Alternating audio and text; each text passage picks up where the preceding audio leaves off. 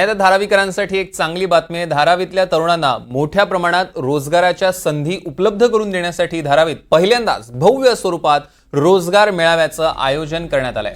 उद्या 11 ऑगस्टला संत ककय्या मार्गावरच्या श्री गणेश विद्या मंदिर माध्यमिक शाळेत हा रोजगार मेळावा होणार आहे। या एकदिवसीय मेळाव्यात टाटा, एआयए, आयसीआयसीआय लोंबार्ड यासारख्या बड्या विमा कंपन्या तर झोमॅटो सारख्या फूड डिलिव्हरी कंपन्यांसह विविध क्षेत्रातील सुमारे 30 कंपन्या सहभागी होणार आहेत। रोजगार आणि कौशल्य विकासाच्या क्षेत्रात कार्य करणारी सॅपियो एनालिटिक्स कंपनी आणि Dharavi redevelopment project private limited DRPPL च्या वतीनं आयोजित करण्यात येणाऱ्या या मेळाव्यात शैक्षणिक पात्रता आणि अनुभवानुसार थेट निवड करून उमेदवारांना नियुक्तीपत्र देण्यात येणार आहे।